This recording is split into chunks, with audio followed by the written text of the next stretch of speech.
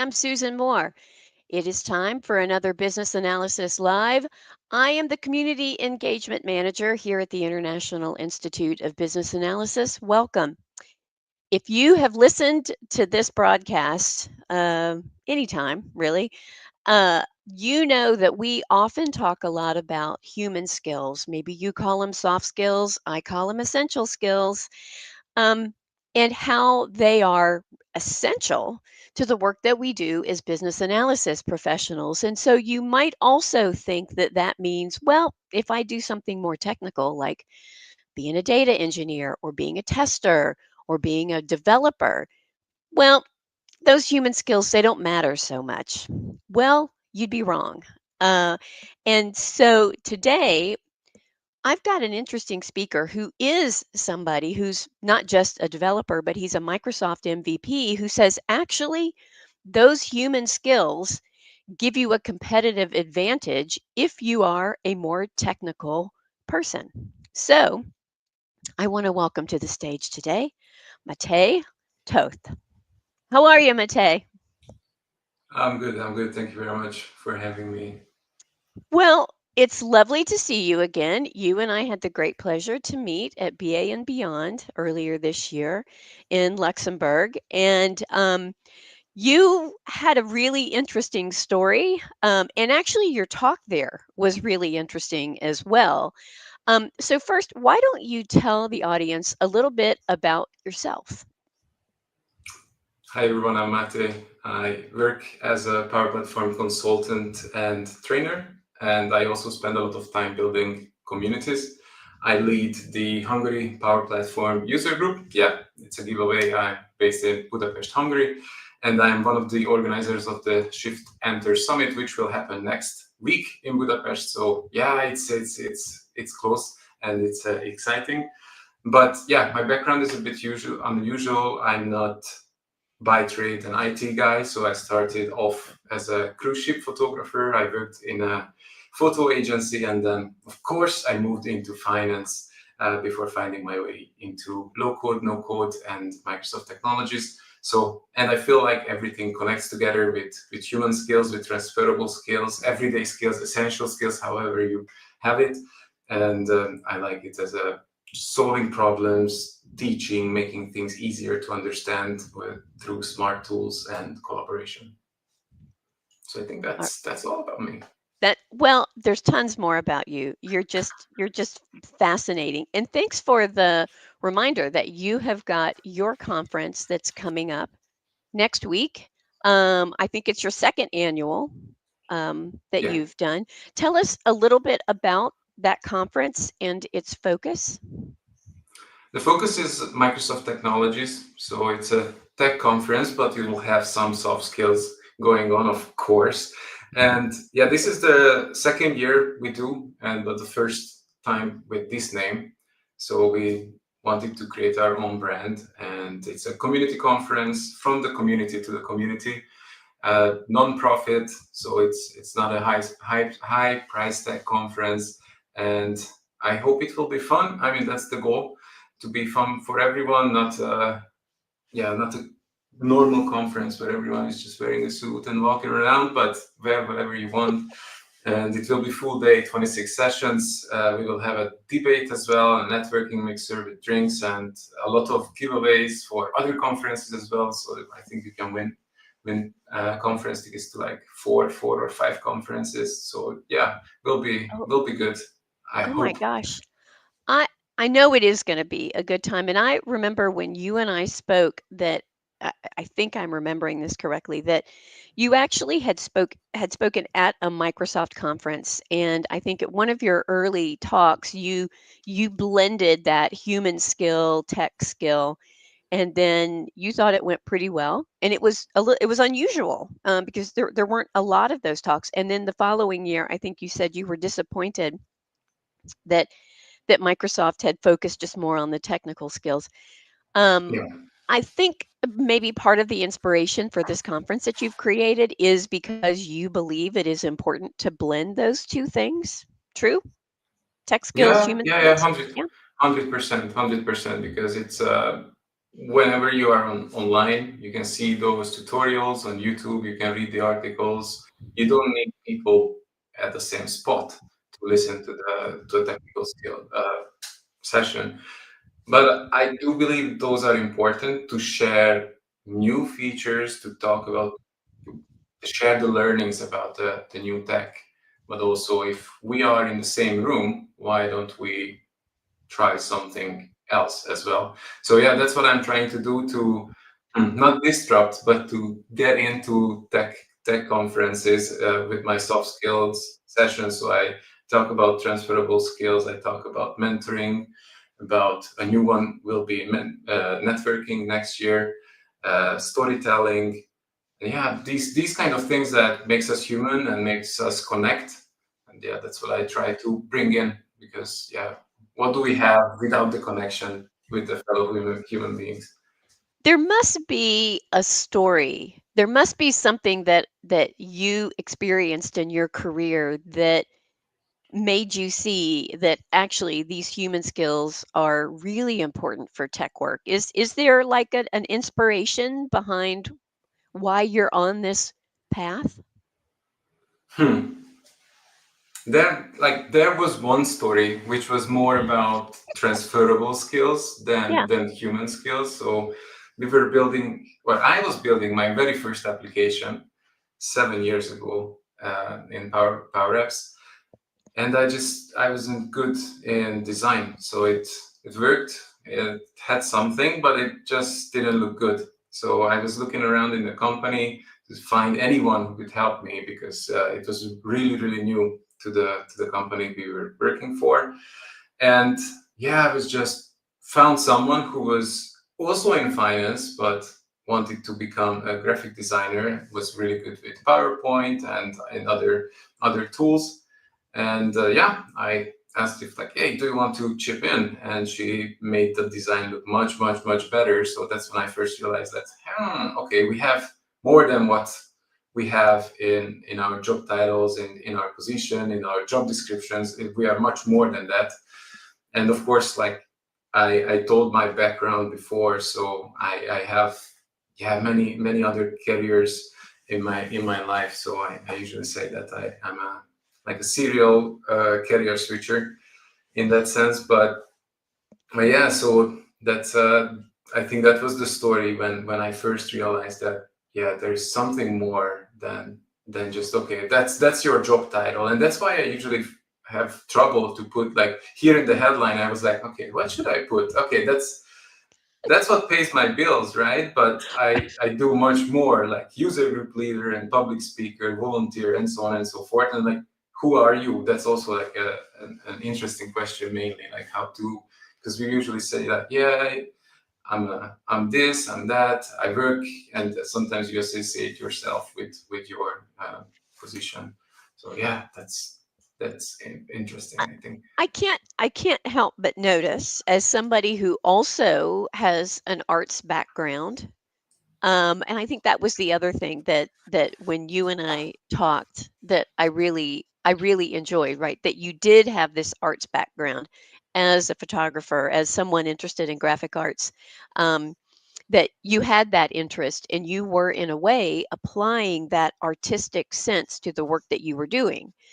In that story that you just told, you weren't just happy with delivering a thing. I could deliver you a box and the box would work, but actually you were interested in going a little bit beyond that. You not only wanted them to be able to use the box, but maybe you wanted them to like love working with it. I don't know. Yeah. How do you see your artistic side feeding into this work? Hmm. Yeah, so I think the background in photography gives me like an eye for aesthetics, right? So it's like I can see when something doesn't look good, but sometimes I cannot really change it, or most of the times I cannot really change to do something about it. That's why I was and I am a photographer, because I cannot paint or cannot draw. So because yeah, they usually say photography is just like you clicking the button. It's much more than that, I'm telling you, but It is it's much for more me than it's that. yeah, it's for me, it's easier because it's you have the technology part of it that helps you in a way, but you also need to have the eye for it. You need to have the passion for it. Otherwise, like, you can have the best cameras and take the worst pictures. So yeah, I think it's the artistic side of it. I think it's from for me, the photography brings me more the communication part of it, or the human element, understand what the client wants, or understand how they would like to see themselves, and also like adaptability, flexibility, because if you are a wedding photographer, for example, things will change. Every wedding, they have the schedule, and then nope, it will do something differently. Or you will have clouds, you will have sunny day, you will have a rainy day, and then yeah, you just need to go out and make the best out of what you have. So I think those are the things. It's for me, it's not the artistic bit. I was never like an artistic photographer, more like a journalist style Hmm. photographer. But I also had some photo shoots where I was really going into the artistic bit. But yeah, I've never been like a photo artist. I never called myself that, but Like an art guy. Yeah. Yeah, no, yeah. I get that. As somebody that went to school to be a filmmaker, I'm an art historian. Like I always like Mm. the production of it. And there is a technical side to that, but there's also a little bit of an art because I do think you have to know what looks good, what is Yeah. what's possible with the technology. So I can see very clearly how your work as a photographer easily and the skills that you developed as a photographer transcended over into this work.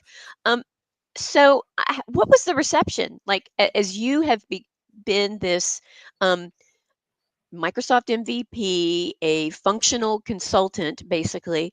How have your clients responded to your wanting to communicate, wanting to talk with them more about like what it is they really want? I think they are usually fine with that because I'm not coming through like, okay, this is how we do it, and this is the technology. I don't want to sell you the technology only, right? So I'm not coming here like, okay, this is the best tool you can use, and I'm always really honest with my clients and with my customers. And yeah, someone sold us this, and from the first sentence I understand that it will not be the right tool for you, and I will tell you that it's not the right tool for you. So I think it just, I'm trying to find always the common ground or the common understanding, and make sure that I explain things in a way that they will understand, or they will appreciate, or they will see it better at the end of the day. And yeah, just really understand it much better. So I think that's how I found the human element of it in tech as well. That because at the end of the day, it's human beings are using the technology, and they will be the end users, they will be the administrators, they will be the consultants, they will be the, you name it. And if they don't like using it, then what's the point? I mean, we can always ship in new products, we can always ship in new features, but if people actually using it are hating it, then You haven't solved what's their the point? problem. Yeah. Yeah. Yeah, so I think that is a really important piece of this is that your approach is less here's the tool, here's the capabilities. If you don't like it, whatever. What you're actually trying to do is speak to them in the language of their needs rather than speak to them in the language of the technology that you're using. Kind of if I'm understanding your approach. Yeah. And that I bet is appreciated by the people that you're working with. No, most of the times, yeah. Most of the Oh, times. well, when is it not appreciated? Oh no, like yeah, most of the times they like it and understand it. Sometimes they like, if the other party is really technical, or they just really want to get into the point, and they were like, hey, okay, cut to the chase. We don't care about use cases. We just need to see what the tool is capable of. and sometimes that's the point. But I also I had that story in my mind that when I do create applications, I don't say I develop applications, because even if I'm a developer, I'm a low code developer, so I only do low code and no code tools, so Power Mhm. Apps and Power Automate. And so I usually say like I build applications or make applications. And when I'm in the making, so really deep down, and someone is trying to have a call with me, and I'm like all day I'm just talking to the computer trying to create an app, and someone is calling me, then okay, I don't have my human skills on, and like, oh, okay, sorry, I cannot talk, I just have like my solution mindset, and just I cannot do it. But maybe next day or an hour later, when that one is off, then I'm good, and I can explain things with human language. So I really do understand developers who have trouble saying that, or yeah, just talk through their problems, or talk through their challenges, or selling their ideas, or showing what they built. Because it can happen if like the whole day you are trying to talk to the computer and find out like what's the best thing you can do there. It's hard to just step back, and because you're talking a different language, right? So it's like, okay, Absolutely. if that, then if this, that loop and things like that. And if you do that, it's like hard to go back and like, okay, we have a different syntax in the human communication, and we need to see the other person to see if it works, if they understand what I'm saying, not just press play or press run and press compile, and then we will see the result. It's not like that in the Oh, human so communication. so this is interesting. So I would use, have you ever heard the phrase code switching? Not actually like code, but code switching. So what I hear you saying is you are very aware of when you are in a solution mindset and using a quote unquote language for solution, but that you have to code switch. So you have to switch your mindset into being able to talk to humans. Well, that's interesting, right? So but that you recognize that that is a thing that you have to do in order to be able to kind of access these human skills. It really is Yeah, a different step. That's fascinating. yeah. It was a journey, right, to Yeah. understand that, because sometimes like, that the other one doesn't understand me. What's going on? And then I realized that I don't understand my thoughts either, because it's just I'm in a completely different mindset. And like, okay, so I need to step back, or come out from the display, and like, okay, I'm here in real life, and then I need a different syntax for human I uh, love it. And I love that you communication. even talk about I need a different syntax to talk to humans. Yeah, I and love I'm not that, a right? developer, right? So Right, yeah, right. But that's that idea of code switching. Like I literally need to yeah, it's yeah, just yeah, like, we're speaking in English, but you obviously speak Hungarian, right? It's the same yeah, thing. It's like I know I need to use this language in order to talk to Susan, and I might need to use this language to talk to somebody that's at the registration table for at the yeah. conference who doesn't speak English. Interesting. I mean, that's kind of an interesting concept there.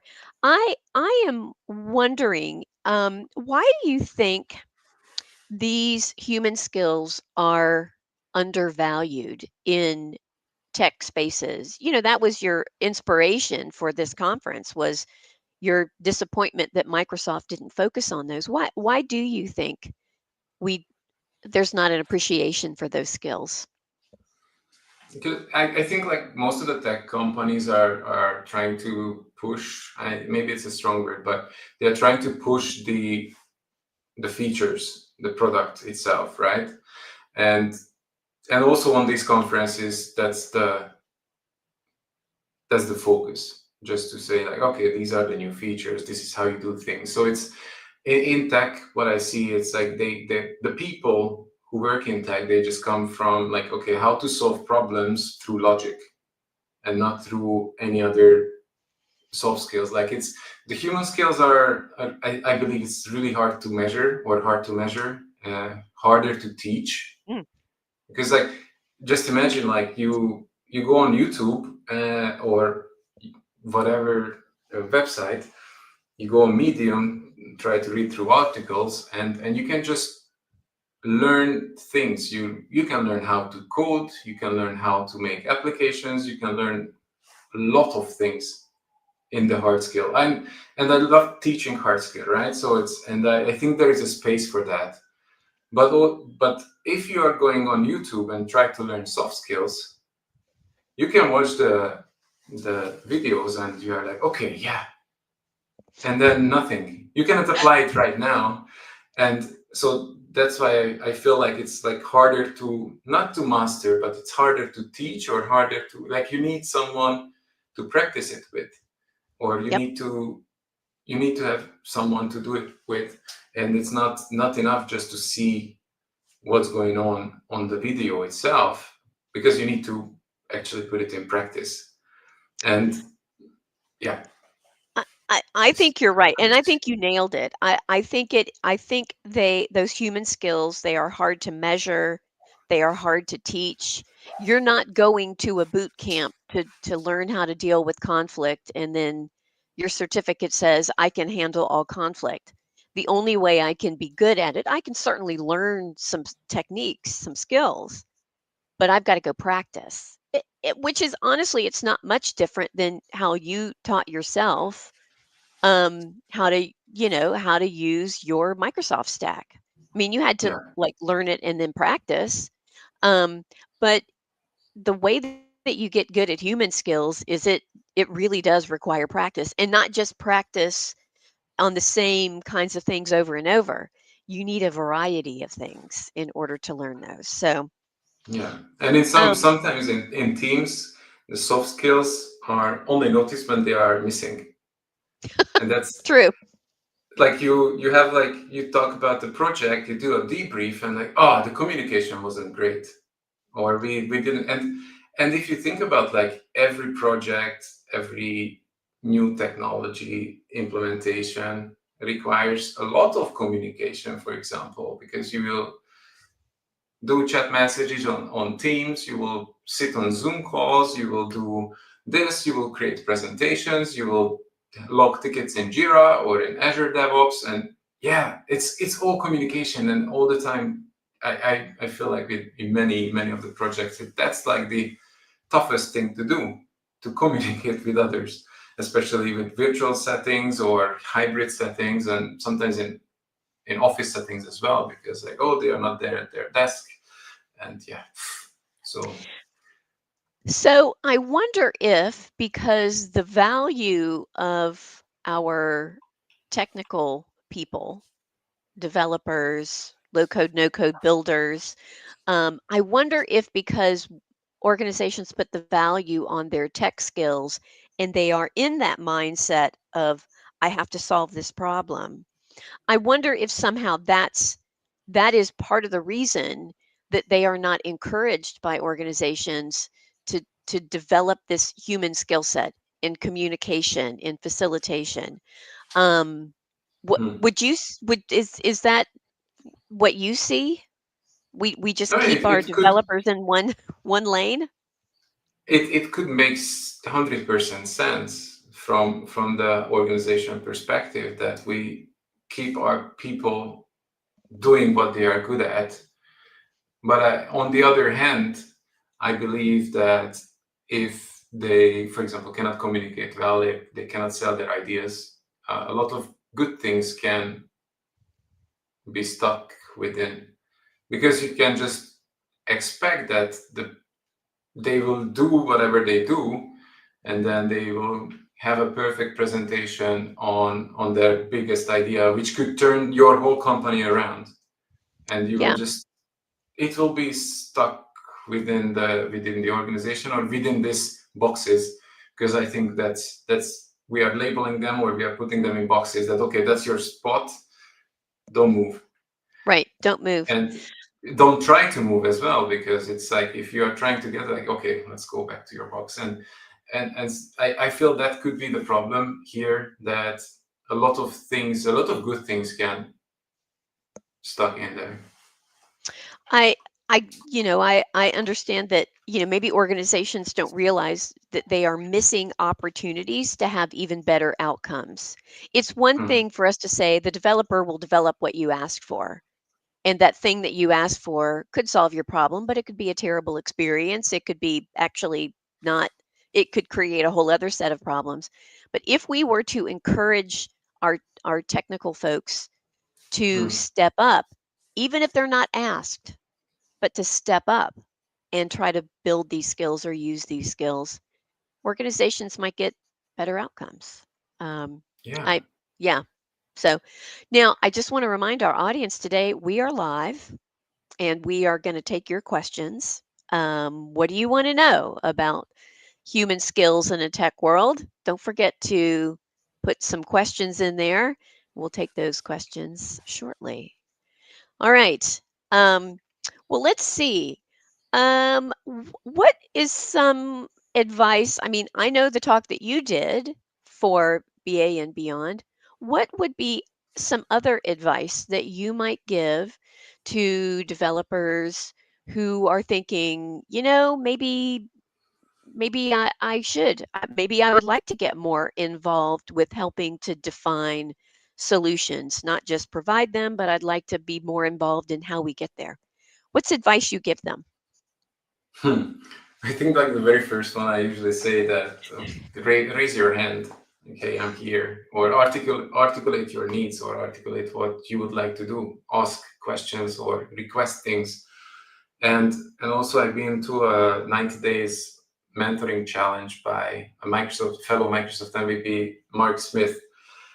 And the very first thing we needed to do is to work on our communication skills. So the very, very first thing, that was the first thing, like that is super important. And I think it stuck with me. And the very first challenge was that we needed to go to a Toastmasters uh, session. And they said like, okay, if you like it, you can stick with it for 6 months to see if you can improve. And I think it was I did 3 years, and it was a really, really great thing that happened. It gives you a really good space to practice, and it's not only public speaking or communication, but also how to give feedback and how to do any leadership skills, delegation, and a lot of other good things that's in Toastmasters, and it's available in a lot of countries and in a lot of cities. So I think that I would stick with that just to start. Like, hey, okay, I'm here. Be visible.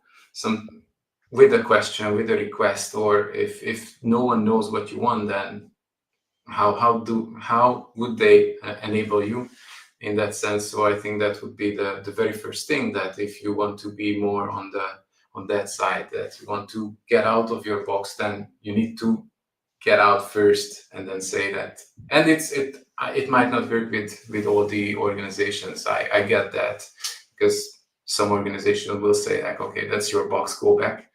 But some organization will say that, or even rewarded that, hey, okay, you are out of your box because you want to do something else, you want to do differently, you want to upskill yourself, and we appreciate that.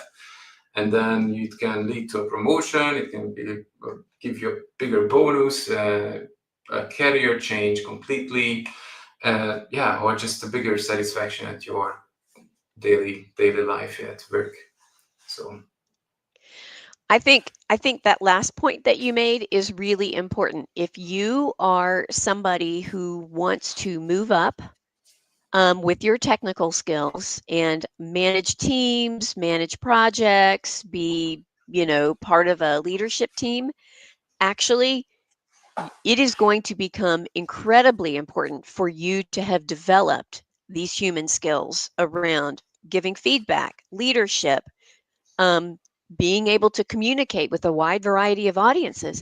The farther you move up your career path, actually, the more important those skills become and the less important your technical skills become. So that's a really good piece of advice, and maybe something that we don't think about, is we're growing our career, is there's a balance to the skill yeah. sets that we have. at different points in our career. Um, Also, I I know that for some folks that do development or are data engineers, I've got one of those in my house right now. They say, "Well, I'm an introvert. I can't possibly talk to people. I just want to be behind the screen all day." I I you've got to have advice for them, right? And I think it's fine, right? I have the same. So I work in home office. I most of my meetings are virtual, and I completely get it, right? So I completely get it if they don't want to go out in the real world, and and I go to conferences as a speaker, or I organize my own conference, and in many cases, or like when I do a volunteering session in a camp, I go to a place where there will be 100, 200, 300 people, and like they are buzzing and moving around and energetic, and like, yeah, well, what's going on? And I need time to feel all right in those situations. So I think like the main advice for them is like it's okay. It's nothing wrong with it. It's you are fine. It's the way you live your life. Sometimes it's good to challenge yourself to go out and try to talk, like at a conference, for example, to go walk up to someone and ask a question, or just introduce yourself, or join a group conversation, or just first of all go to a meetup that is free in your city, or that may be the biggest step you ever took or ever taken. It's just like to show up. That would be already something, because like that could be for someone the most challenging thing, just to be present or just to show up to an event, because it can be those kind of thoughts in your head that, oh, okay, a lot of people, I don't like people, and you know the drill, I guess. and Yes, I'm an introvert. I understand this. and it's completely fine. So if I go to a conference, like I think like my very first conference was with like 3,000 people, and I think it's back in that year I was working in the office, so I had people around me. But after that, like my second biggest one was in Vegas 2 years ago, and from home office going to a 4,000 5,000 people conference, In that's, Las Vegas, no less. That's a lot of oh energy. yeah, a lot of lights, a lot of loud music, a lot of drunk people. And Right? like, no, that's like that's not what I signed up for. And but yeah, I got don't say I got the hang of it. I got super super tired of it. Of it, Yes. it drained my energy a lot. Just try to find people, try to talk to them, try to have some like genuine connection. But yeah, I come back from conferences and like or volunteering and like, oh yes, it's quiet now, and it's Yeah. no people running around me, and it's sometimes it's amazing to just go back to your little bubble or little And cocoon. really, that's what being an introvert is. It is where you find your energy. And for Mm, introverts, typically a noisy spaces with lots of people, it's a whole lot. But in those spaces, you can find a human connection with a couple of folks. Like I'm I'm that person that, I'm in the lunch line, I'm waiting for coffee, right? And I'm just making small talk with people around mm, me. Not necessarily to make a like to create a relationship, but it's a great opportunity to just talk to someone just a little bit. yeah, Because in those moments, you never know when you will meet someone who has a similar interest as you or is going to the same talk as you. And you don't have to be friends forever, but it's an opportunity to practice, by the way. So if you yeah, are someone that says, I don't really talk to people, okay, great. Talk to somebody in the lunch line. That's all. Just say, hey, that salad looks delicious. What are you going to have today? Like, it sounds crazy, but those are opportunities to practice if you aren't comfortable speaking. Yeah, 100%. I mean, it's always fun to go out to these kind of events and just challenge yourself and just try to just, yeah, do your out of your comfort zone a bit. It's good. Yes. I worked with someone on one of my teams who was very intimidated. She was very skilled at her job, but found it very intimidating to be in a room full of other people that she felt knew more than her, that did better work than her. And I said, no, like that's not what's happening, but I want to appreciate that you are feeling that way, and let's work on a tool that you can use to help you be part of the conversation, because she was feeling like, I do have things to say, but I'm just too afraid to speak. And so what we would do is, before each of her meetings, we would sit down, and she always came very prepared, and we would put together a couple questions that she could ask, that she could have ready, and she could raise her hand, and she could, you know, ask a question. And that gave her confidence. And it also allowed her to be part of the conversation, because, of course, if you ask the question, you get an answer, and sometimes you have to ask more questions. So there are also little tricks that you can use, but Yeah, I'll use your words. It is it is raising your hand and being visible.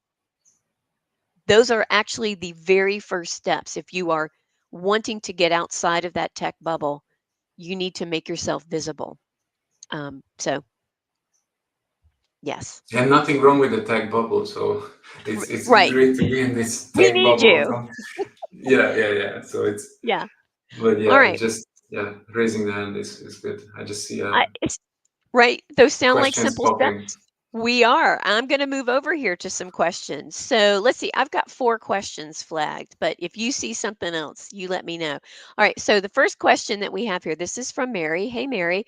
Does the tech world value business analyst human skills? If not, how do you handle this situation? I think So, they yeah. do. I think they do in many ways, not always, but I think it's not black and white in most of the cases, right? So it's, you can't say that, yeah, it will happen anytime or all the time, that they do value the human skills. But I think they, I mean, most, like, some of the new reports and some of the new research shows that it's getting more and more and more important because of the quick pace and the quick changes in our environment. It's rapid, it's super fast. Every week, sometimes every day, there is a new thing coming up, a new shiny new thing coming up, and it's better and faster and cost less in many cases more, but that doesn't, but that's the thing. And then, okay, how can you cope with that if you don't have a growth mindset, curiosity, whatnot?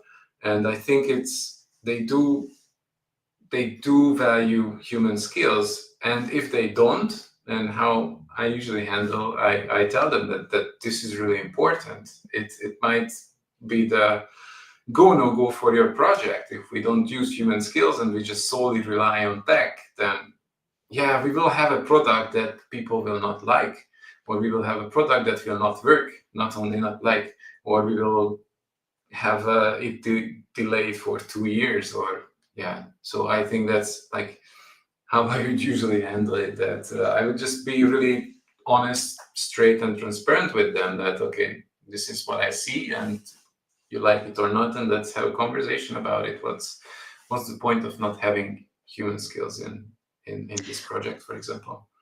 And I think sometimes there's a perception that when I'm asking these questions, which might which sometimes our stakeholders haven't thought about, which might introduce a whole new element to the thing that we're doing. I sometimes think that organizations think, oh, that question's just going to slow me down, right?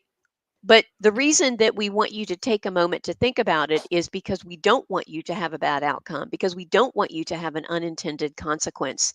And Yeah, especially with AI these days, AI is a great example of, if we move too quickly, we will not just break things, but we could potentially really damage our businesses, our products, because there are important things that we've got to talk about and understand before we can deliver.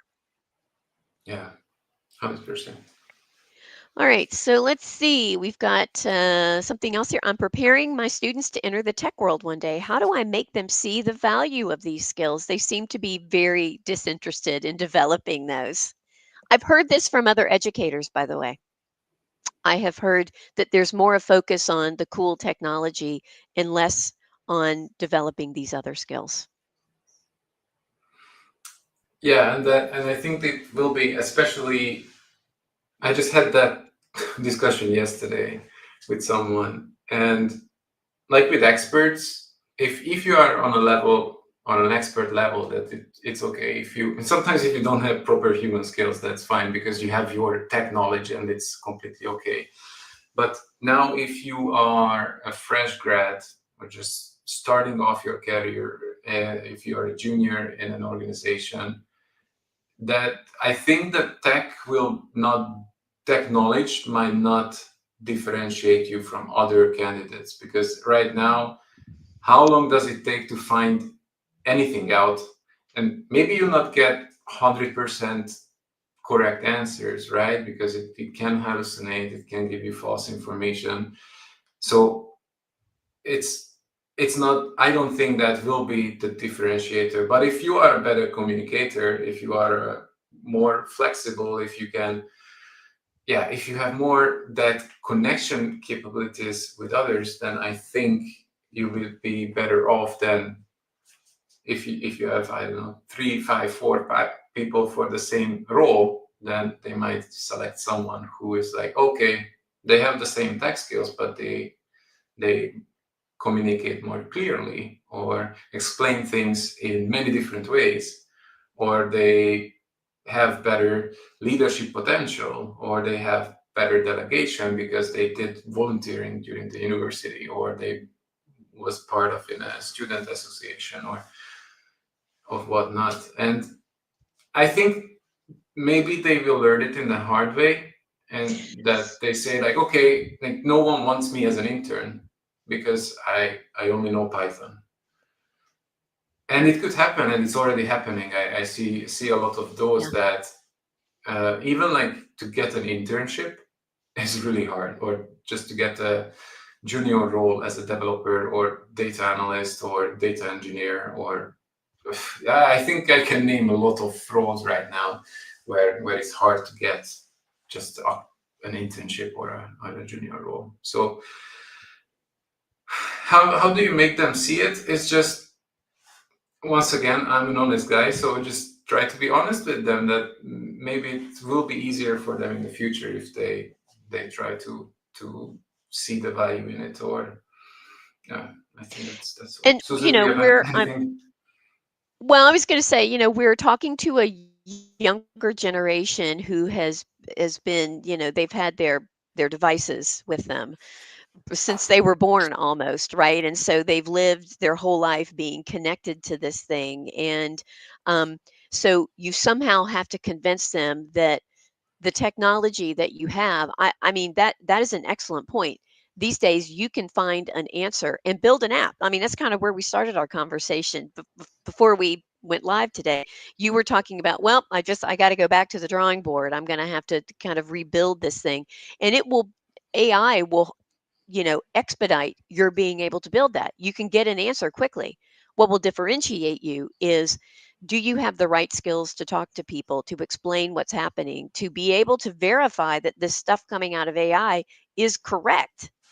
That is a completely different skill set than I know Python. I'm good at Python. Well, AI can be good at Python to a certain degree. So that's a tough one. Let's see. Well, let's take maybe another question. I think I also dropped in a couple of. So Baba G Day says you can't be in tech or a BA and not talk. That's for sure. Let's see. How about here's a question from Russell. Hey Russell, as AI democratizes tech to more people, is the future value of the BA outside of the tech bubble and in human skills? I mean, is that kind of the future? Like, regardless of your title, are like human skills just the thing anyway? I mean, I'm not. I don't say that it's like the end of tech skills. It's. I Mhm. think it would be really, really not wise to say that, from me at least. And I don't like these future tellers in that sense that okay, we are going to just tell you straight that this is going to happen. I don't know, and many other people don't know. Or I'm not a researcher of the future of tech in that sense. So it's just like I'm interested in it, but I think for me at least, I can only talk about me and what I see in my future, right? So I built that's not the right word. Uh, Proper developers will hate me for that. I vibe coded an application, multiple applications for my conference, and also that helps me, which otherwise I wouldn't be able to do it at all.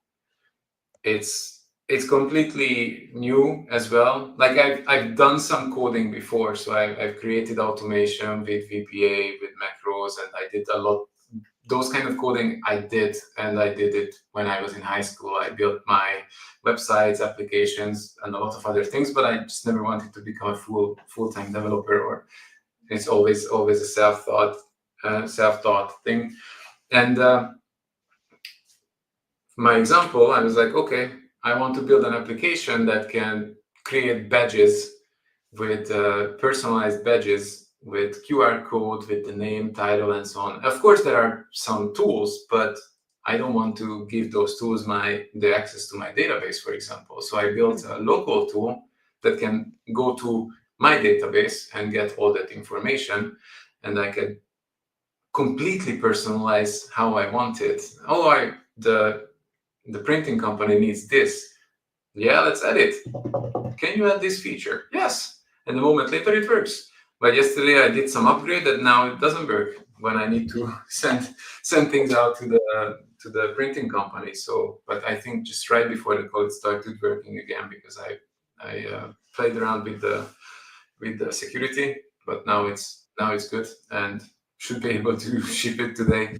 So, but yeah, that's I think how it could democratize for people, and Yeah. I also see it from like even from my family, I would say, because my two I have two brothers and they are not so tech savvy, and one of them he was like, oh okay, I've created the something calculator for myself in Google AI Studio with prompting, and he has his own calculator for his work, and he can just put in a lot of information and it spits out the end result, which you was 100% wouldn't be able to do it by himself.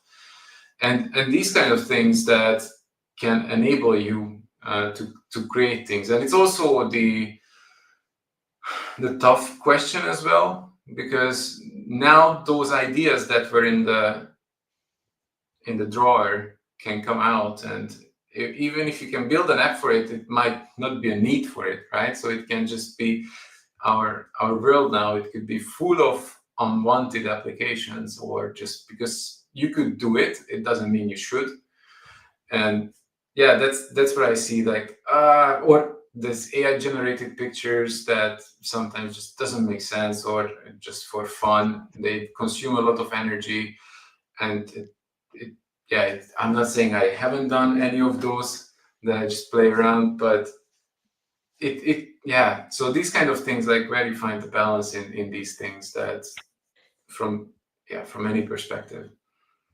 I think what I hear you saying is really we've got an opportunity to be human first, because really maybe the future is, and I think the future is now, by the way, that Mhm. anybody really can use AI to help them do anything. You don't even have to be tech savvy. I mean, clearly it helps,